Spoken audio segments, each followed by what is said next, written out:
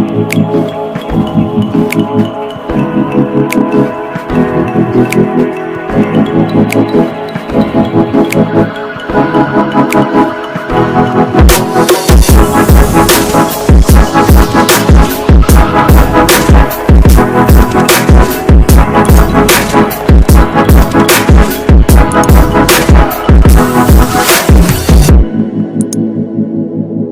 warahmatullahi wabarakatuh. Hai teman-teman semuanya. Salam sukses, salam sejahtera, salam generasi milenial pembangkit bangsa.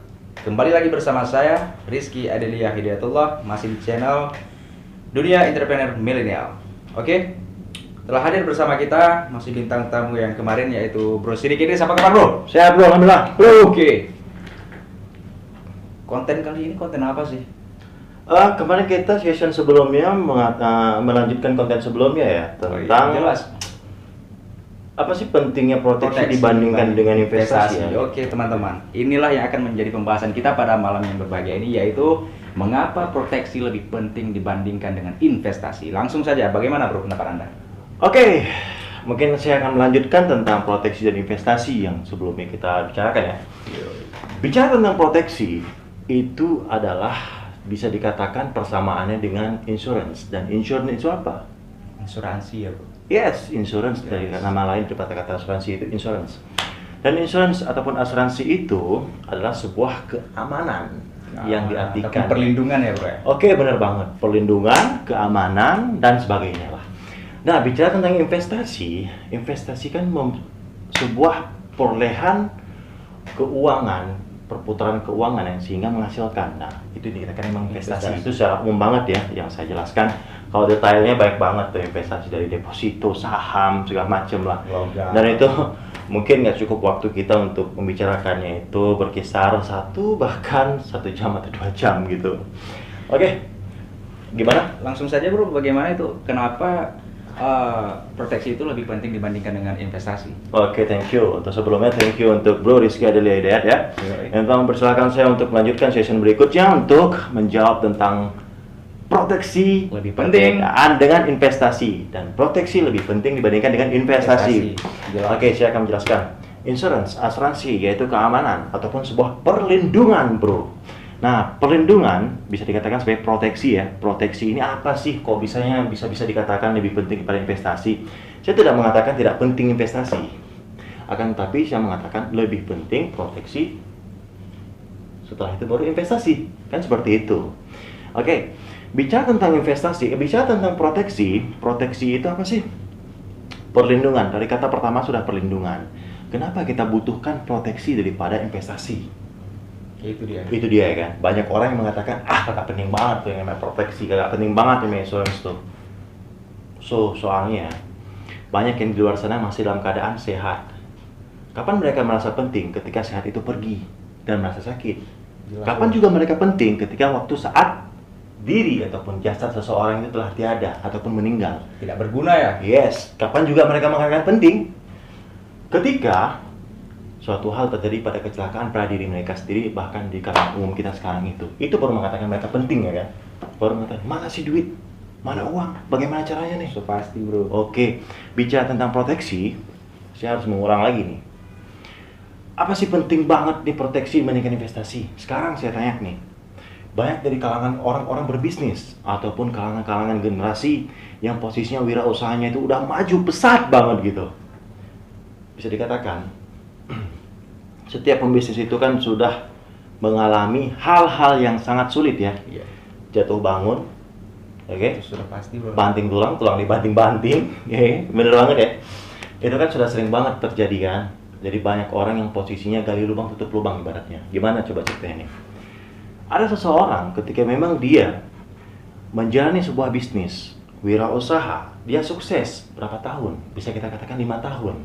Untuk membangun suksesnya itu, dan pada posisi waktu sukses itu dia nyimpan uangnya kan, menabung uangnya kan. Di mana sih nabung uang? Nah itu dia. Kalangan biasa kan bahasa umumnya itu di bank bro. Di bank. Bank ya. Oke, di bank. Dia nabung per bulannya 3 juta aja, 3 juta. Terus yang bisa diambil berapa? Seberapa yang dia tabung kan? Iya, jelas. Bener ya. Nah kalau proteksi kita bayangkan sekarang, posisi orang nabung 3 juta. Ketika salah satu terjadi seperti musibah, kita kagak akan tahu kapan terjadi musibah, men. Contohnya tahun pertama ataupun bulan pertama dia nabung 3 juta, Iya, gitu bulan kayak 3 ini. juta, bulan keempat. Oh, iya benar banget. Itu kan kalau kritis. udah dari peraturan asuransinya ya. Tapi ini kita bicarakan tentang hal umumnya tentang proteksi, men. Bicara tentang proteksi ini, ketika emang seseorang terjadi kecelakaan, membutuhkan dana ibarat kata sekitar 500 jutaan. 500. Butuh operasi, kayak kan banyak banget sekarang yang posisinya orang operasi secara tiba-tiba. Kenapa? Geger otak lah.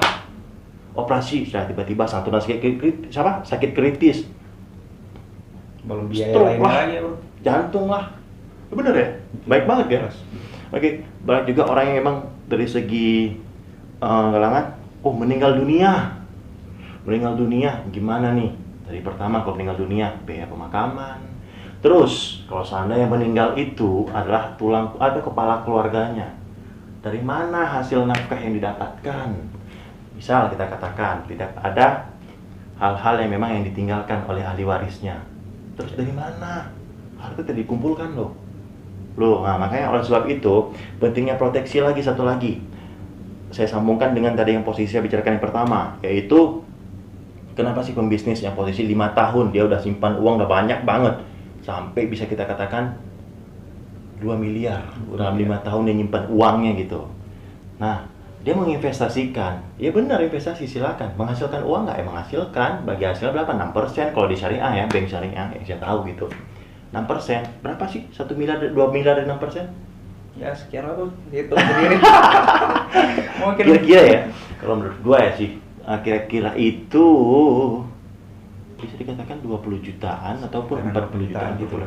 Oke, nggak masalah. Jadi dia nyimpan uang itu 2 miliar. 2 miliar. Oke. Ketika dia terkena salah satu sakit kritis yang terkenal di kita itu kan cancer, bro. Cancer, jelas, bro. Jantung, stroke, itu kan sudah familiar ya penyakit-penyakit tersebut di kalangan kita, bagi kalangan masyarakat umumnya di Indonesia, apalagi di Aceh itu khususnya di apa namanya itu stroke ya, Stroke. itu stroke emang salah satu yang paling favorit sih biasa di Aceh karena rendangnya enak banget. Khususnya kepada lansia ya, bro. Ya, jadi bicara tentang proteksi ini, kegunaannya kepentingannya apa coba? Si wirausaha tadi atau seseorang tadi dia berbisnis ataupun pembisnis, dia menghasilkan uang sudah disimpan selama 2M. Tapi ketika posisinya, saya katakan ya, sakit kanker itu rata-rata pengobatannya di tahun 2019 kemarin itu tidak kurang dan tidak lebih daripada 2 miliar. Dan ketika seseorang terdiagnosa sakit kritis, hasil yang dia cari sampai berkeringat darah, oke, dia gunakan untuk sakitnya itu. Logis nggak? Tidak lah, bro. Sayang banget kan? Keluarganya gimana dong? Nggak mungkin loh, keluarganya udah tunggu mati aja, nggak mungkin. Kagak ada gue dengerin gitu. Saya sendiri tidak pernah mendengarkan hal seperti itu. Yang pastinya dari pihak keluarganya, apapun akan dilakukan, yang penting ya sembuh. Apalagi itu termasuk dari kepala keluarga, ya kan? Banyak orang yang emang dulunya kaya raya, tapi dirampok oleh siapa? Itu dia, sakit kritis tadi. Nah, bicara tentang sakit kritis, wah, gua kan nggak sakit. Emang lu bisa jamin? Bisa Coba nggak? ya, ini ya. WHO sudah membuktikan ataupun penelitian dari WHO. WHO itu adalah World Health Organization. Organisasi Kesehatan Dunia telah membuktikan 90% seseorang sebelum meninggal itu rata-ratanya sakit kritis dulu, bro.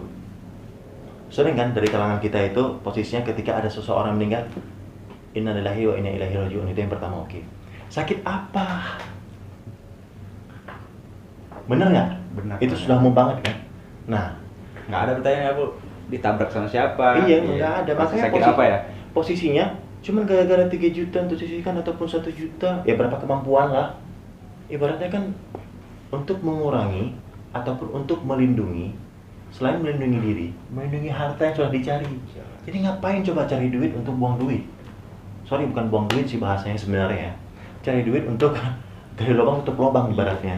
Jadi kan itu posisi yang emang ya pemikirannya terlalu pendek lah gitu menurut saya itu pribadi. Kenapa Gitu, bro. kita ganti lah apa cara berpikir kita ya. Iya, emang harus membuka cara Mencari berpikir, men. uang untuk menggunakan keperluan masa depan gitu ya. Soalnya gini loh, kalau emang bicara tentang orang, kan bisa pinjam duit. Jual aset. Jual aset, sedih nggak lo jual aset gitu? Jalan keluar itu ya. Astagfirullah, udah capek-capek nyari, banting tulang dibanting-banting tiba-tiba udah ada aset tinggal dijual. Jadi untuk apa gitu posisinya? Dan satu hal lagi, katanya pinjam duit. Dengerin nih. 2020 bro. Oke, masalah tahun kita katakan. Pinjam duit, bicara tentang pinjam duit. Tingkat lo sehat aja waktu pinjam duit, tuh orang jarang banget yang ngasih. Apalagi waktu sakit, orang masa mikir 2 kali. Ini orang bisa bayar nggak? Itu yang pertama. Oke, memang posisinya banyak yang mengatakan sakit, mati, apa satu lagi kecelakaan ya. Itu kan kehendak Allah. Ya, kalau emang mau pasrah ya udah di garis putih aja berdiri. Udah nginap aja di rumah, nggak usah keluar. Sorry bro.